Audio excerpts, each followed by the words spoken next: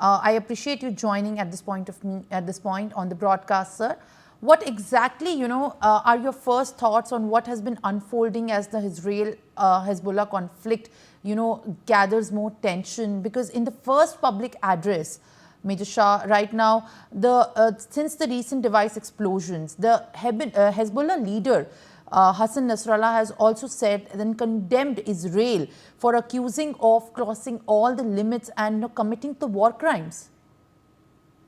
Right, Simran, I would begin by quoting Hassan Nasrallah, who's the Hezbollah's leader, who said Israel crossed a red line this week after bombing and widely blaming on Israel, in which hundreds of pagers and walkie-talkies used by Hezbollah were remotely detonated in Lebanon and Syria. Now, this is indeed alarming and it is indeed shocking, actually. On 17th September in the evening, when the news broke out that there has been a deadly attack in Lebanon, so the whole world was shocked. Actually, there was, in the 80s, there was a time when suicide bombers, human bombs were used. Thereafter, it was predicted that drones would be the weapon of the future. In Armenia and Azerbaijan war, an entire tank armored corps brigade was wiped out because of drones. They're that deadly. On 2nd January 2020, General Qasem Soleimani, the chief of army staff of Iran, was assassinated in Baghdad by the Americans. Then no one even thought that a cyber attack of this nature could actually take place. In their wildest dreams, no one had thought. At the best, a cyber attack meant, okay, you put virus somewhere, the servers come down, that's it. So you are helpless, you are cut off, there's no internet. Or you send a link and that's a cyber attack. But here, imagine a cyber attack of this magnitude where no gun is used, no bullet fired, no gunpowder is used, no deadly weaponry is used, no soldiers used. There was a Chinese author by the name of Sun Tzu. He wrote a book, The Art of War. The Chinese author and philosopher. He wrote, the acme of a military general is to win wars without fighting.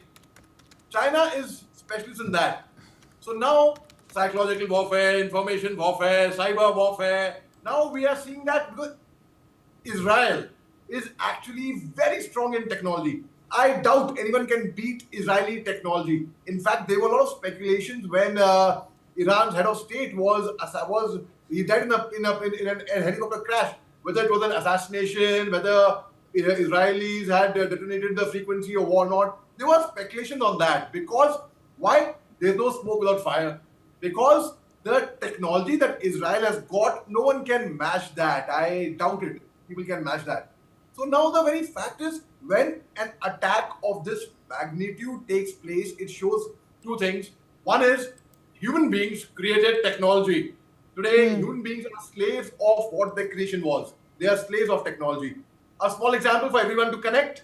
You see on the road when you're driving, you'll see a simple person crossing the road into his mobile looking at WhatsApp.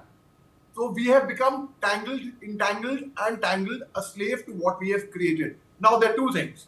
Artificial intelligence. It's a very, very common thing, a topic of hot discussion. Artificial intelligence. The two major challenges which the world is facing is artificial intelligence, and on the lighter side, natural stupidity. Artificial intelligence and natural stupidity. Now, if we rely on artificial intelligence, we become more and more stupid. That's the irony. But keeping that aside, when we talk about this attack, it is in that means no one is safe anywhere in the world. We might think we are not in the war zone. We are sitting somewhere back peacefully in our offices, in our AC offices.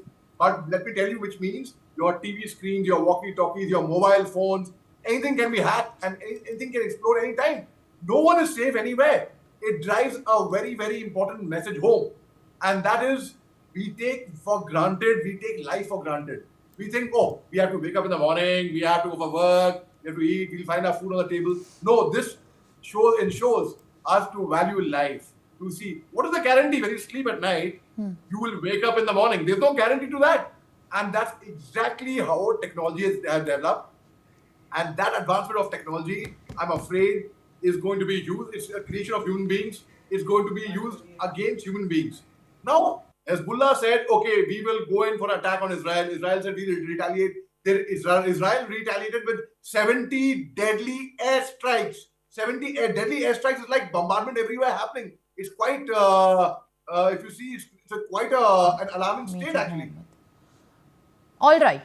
All right, Major Mohammad Ali Shah, thank you for staying with us on the broadcast and sharing your inputs as far as the tensions between the Israel and the Hezbollah is concerned. Now, viewers, let's also move on as the tensions